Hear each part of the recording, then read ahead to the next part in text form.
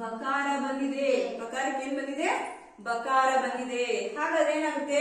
ಕಣ್ ಬನಿ ಆಗುತ್ತಾ? ಆಗಲ್ಲ. ಕಣ್ಣಿಗೆ ಸೊನ್ನೆ ಬರುತ್ತೆ, ಕಂಬನಿ ಆಗುತ್ತೆ. ಕಣ್ ಪ್ಲಸ್ ಬನಿ ಕಂಬನಿ. ಕಂಬನಿ ಅಂದ್ರೆ ಏನು?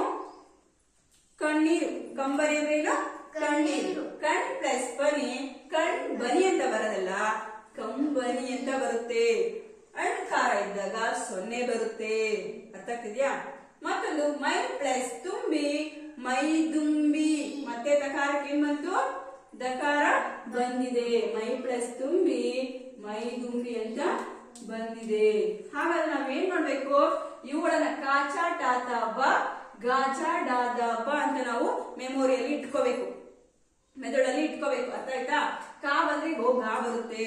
ಕಾಚಾಟದ ಮಕ್ಕಳಿಗೆ ಗಾಚಾಟದ ಮಕ್ಕಳು ಆದೇಶ ಆಗುತ್ತೆ ಅಂತ ನಾವು ತಿಳ್ಕೋಬೇಕು. ಅರ್ಥ ಆಗ್ತಾ ಇದೆಯಾ?